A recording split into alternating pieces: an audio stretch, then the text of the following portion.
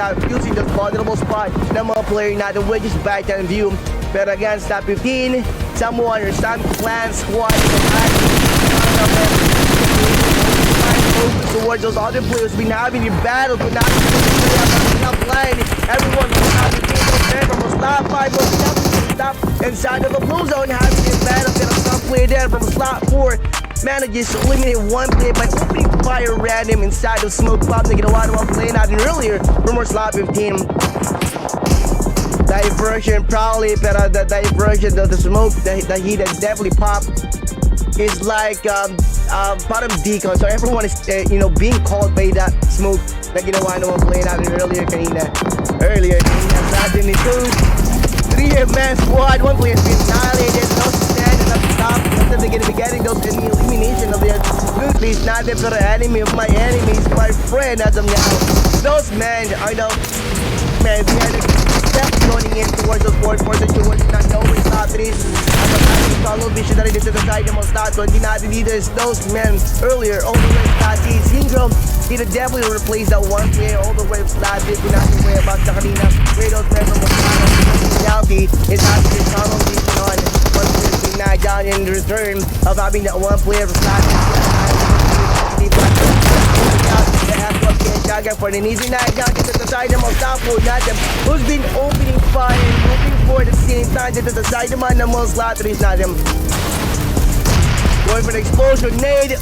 3 birds with 1 stone, most definitely turned up player has been eliminated of the game. CCTV last man going for the 1v3 situation right now. No one is aware na kung nasa win. Devil useless, not the enemy of my enemies, my friend as of now. Those men are the man steps going in towards the fourth for the towards not knowing top 3. Follow vision that it is to the side of most stats. So hindi natin dito is those men earlier all the way flat syndrome. He'd definitely replace that one player all the way flat. Kung natin way about the kanina, where those men from reality is having this tunnel vision on. One player being knocked down in return of having that one player flat. For an easy night down to the side of top 4 natin, who's been opening fire, looking for the same time to the side of the most lotteries natin. Going for the explosion, nade.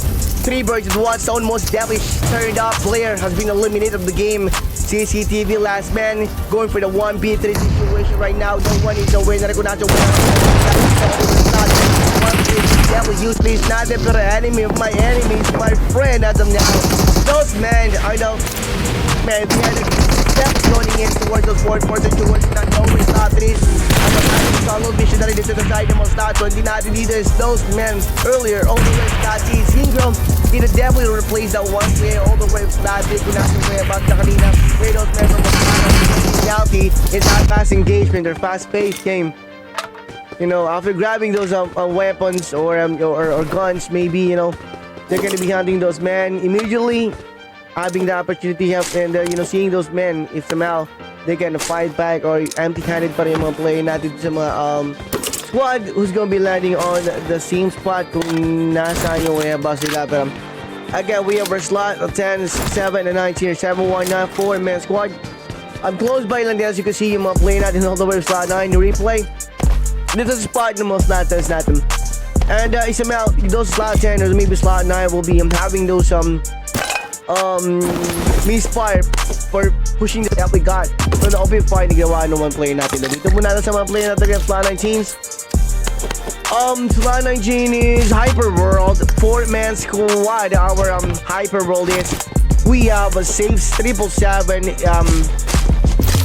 Inumi, Sword Kiss, and Fraser Jinson.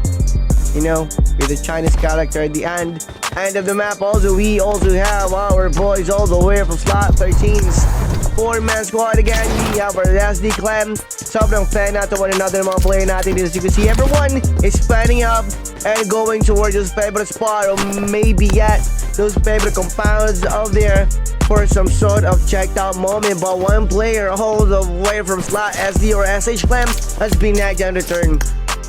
He made a mistake by knocking one, then dito sa side ng mga top 5 natin dito. 2-on-1, different pass, top 15 most definitely took for him to be able to get outside or to get out from this compound kung saan yun. Nakaposting na rin yung mga top 12 natin.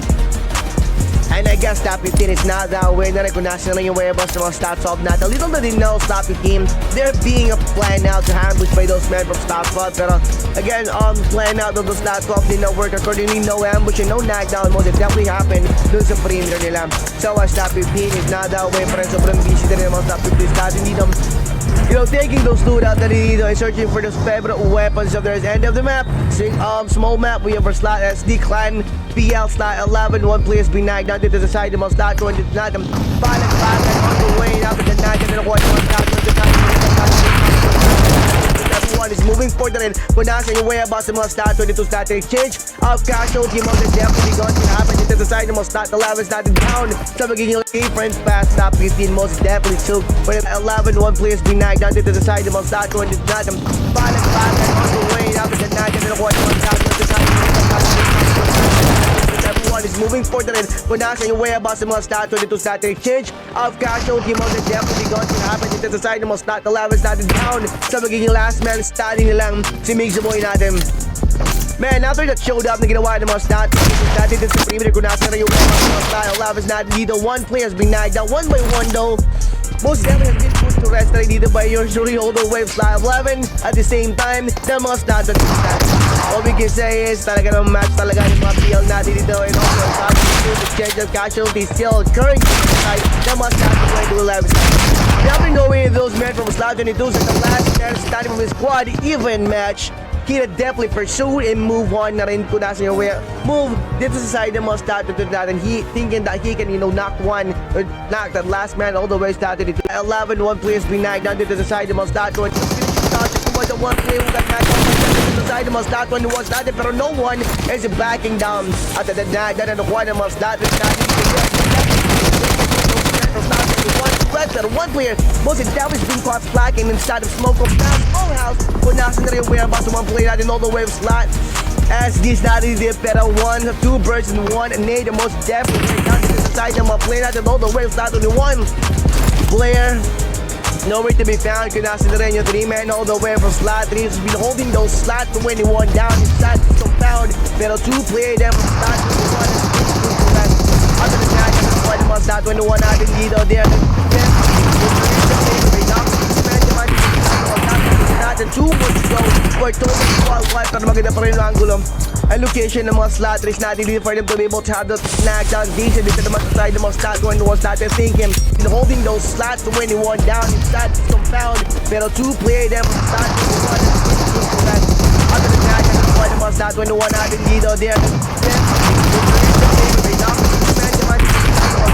natin 2 more to go for total qualified para maganda pa rin ang angulo ang location ng mga slot 3 natin dito for them to be able to have the snack down decent dito naman sa side ng mga slot 21 natin thinking that those men from slot SDs a same path which is forward up front side not knowing some player there from slot 3's most definitely work their way naman dito sa left side corner where those men from slot 21 least expect that someone's gonna be popping out next after the knock na nakuha nila earlier dito sa side ng mga SD natin. One player has been knocked down pero it doesn't mean that they definitely cannot take one out dito sa side ng mga status natin. After the nades throw na ginawa ng one play natin doon, again 2 birds and 1 stone na most definitely may interest yung kinuha ng mga SD natin from that one knock na nakuha naman ng mga slot 21. You know, it's having battle with most and definitely, you know, beginning to happen dito sa side ng mga slot forces natin. So but irresistible maybe sa mga slot forces natin na to take their shot even though they're going to be having their location compromised out from those maps ng mga players natin dito. Location being given to those other players just to put those target down to the side of my play natin all the way from slot SD clan and that knock na nakuha ng mga NMF natin dito sa 14 towards or one of the players from slot SD clan slot 14 end up being left dito naman sa hands ng mga slot 12 natin dito slot 12 and they're replacing the gunfight scene dito sa side ng mga slot 14 natin. But again, maybe a no plan na rin yung mga slot 12 natin dito to to retain themselves towards that location kung saan sila nakuha ng knockdown first sa mga slot 40s natin dito. Instead, they are searching for another compound where they can slumber for a bit habang di pa nagkakamera ng relocation ng movement yung zone natin dito. 3-man squad na lang din yung mga slot. They have to battle with most and definitely, before men. Gameplay, one player, popping here all the time. Those men flopping now, being checked. One player flopping, this full pero no knockdown and no damage. Most definitely has been inflicted. Those men are trying to get the knockdown inside of the apartment. Natin kung nasa way about sa mga play natin before the blue zone get those boys down. Stat 12, being picked up na rin, pero again, yung smoke, popping dito sa premises, sa perimeter, kung nasa na rin yung mga stat 12 natin, hide himself na rin throughout those scopes ng mga player natin who's been standing by na rin for any kind of head pops out dito sa side ng mga stat 12 natin. Pero everyone, most definitely know na rin kung nasa sa 15, trying to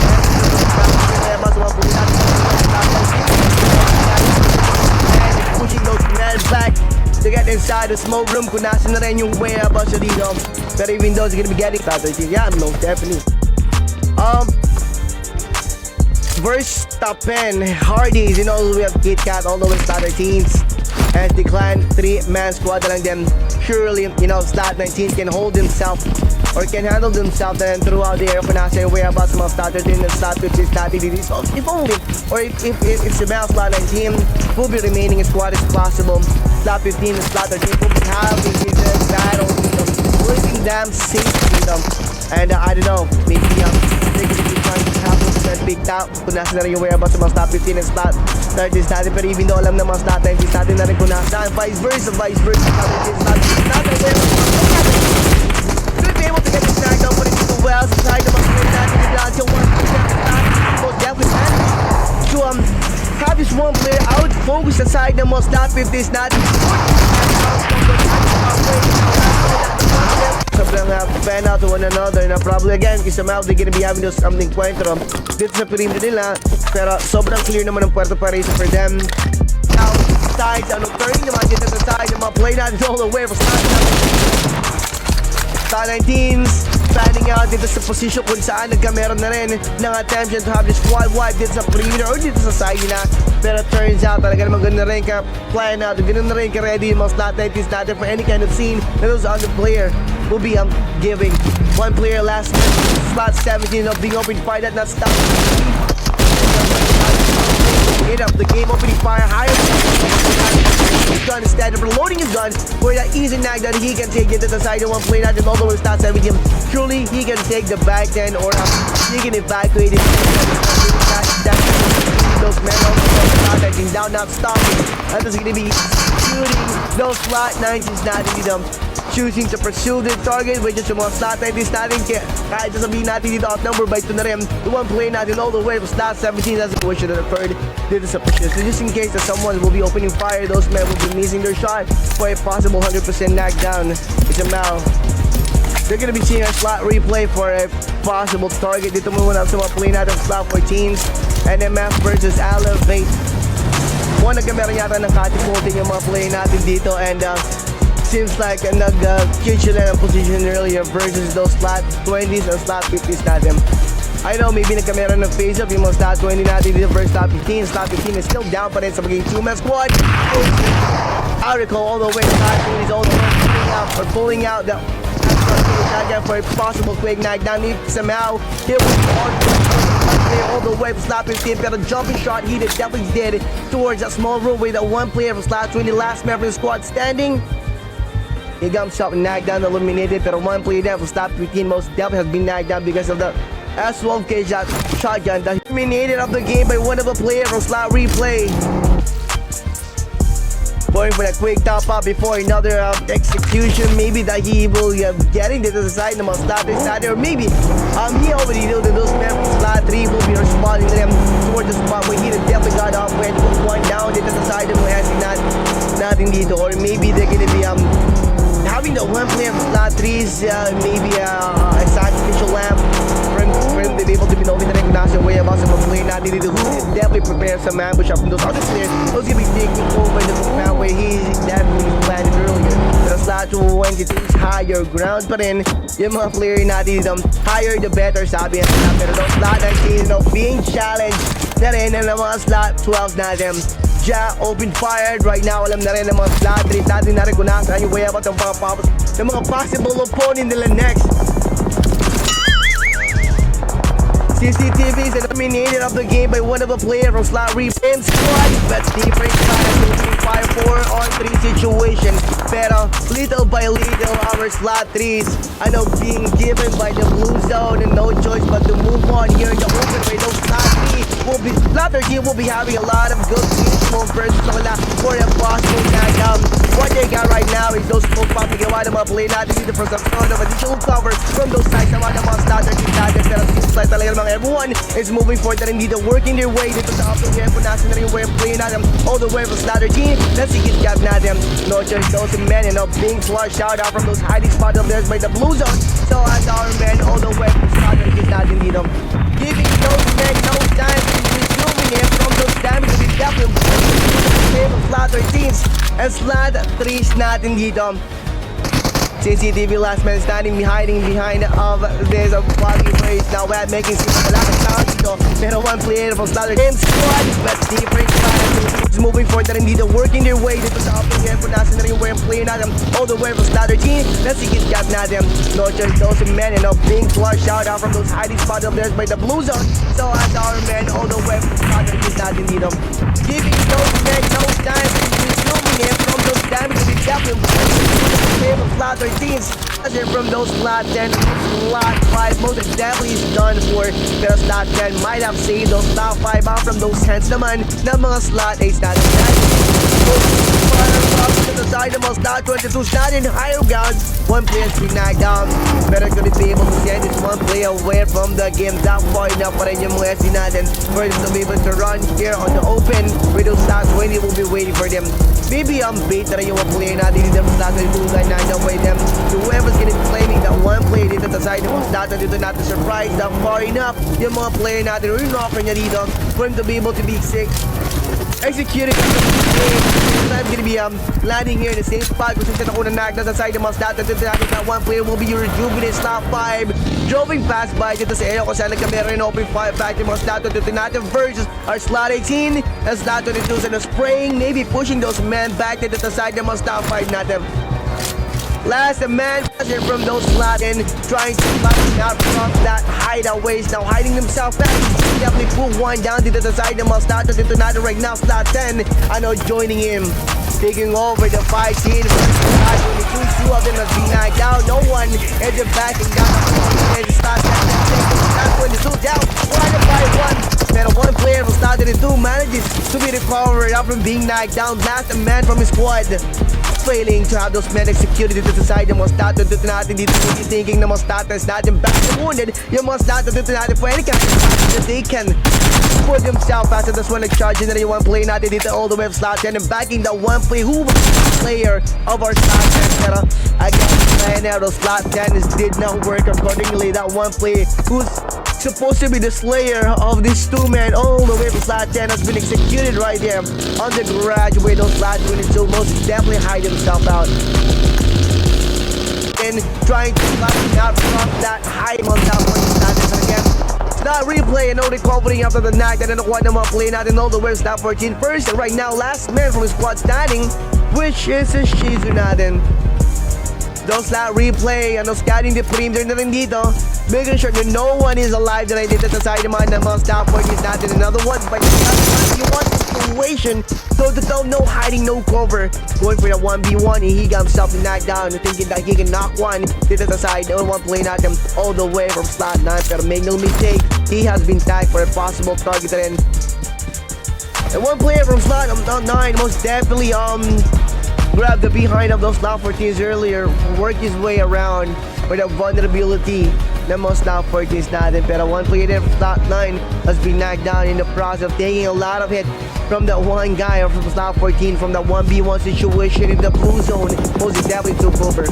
So that's why he got himself knocked. One way out, one way in, one way in. So that's why slot 7 they're guarding. We'll be having one play them slot 22 in a being in the bait. One play them from slot 10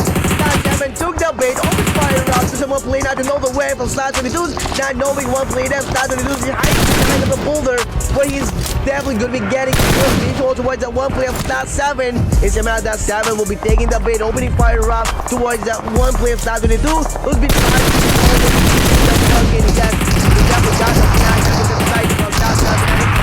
para yung mga 𝗧7 natin for a possible 100% nag. Doesn't matter kung decide yung mga 𝗧7 natin. Everyone is having the third party na rin dito sa side ng mga play natin all the way 𝗧𝗢𝗘 and /7 natin staying inside. Everyone's hanger pa rin yung mga play natin dito after knowing na rin kung nasa their way about sa mga 𝗧7 natin dito. Hiding himself na rin through those other player sides. Annihilation, one player 𝗧𝗢𝗘 the process of staying out from those men side dito naman sa side ng mga elements natin. And those men all the way from 𝗧7 are risking themselves just to eliminate those target them dito naman sa side ng mga staff force natin. Pero ganun pa rin ka-intact and ganun pa rin kalapit-lapit yung mga element natin for them to be able to have the rejuvenation process. It's a mouth, one player will be knocked out dito sa side nila. King of the hill maybe yung mga elevate natin dito sa as of now. Still not living their post pa rin. Sobrang scatter, fanning up na rin yung mga play natin dito sa staff 4. Covering more ground kung nasaan yung mga possible opponent natin dito sa side ng mga SPs. And slot 9 and those other players early with a definitely lap kung nasaan yung way up sila as of now. They are using those vehicle for some sort of hunting season. Search and destroy slot 4 and I'm doing as of now. Sobrang hardship, one player of stop annihilation, one player of 𝗧𝗢𝗘 the process of mga elevate natin for them to be able to have the rejuvenation process. It's a map, one player will be knocked out dito sa side nila. King of the hill maybe yung mga elevate natin dito sa as of now. Still not living their post pa rin. Sobrang scatter, fanning up na rin yung mga play natin dito sa staff 4. Covering more ground kung nasaan yung mga possible opponent natin sa side ng mga SPs. And slot 9 and those other players early with a definitely lap kung nasaan yung way up sila as of now. They are using those vehicle for some sort of hunting season.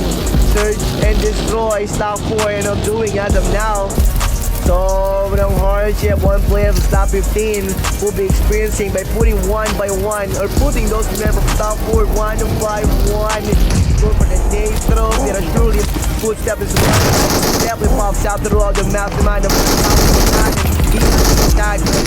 target the big any moment one player's gonna be spawning up. There you go.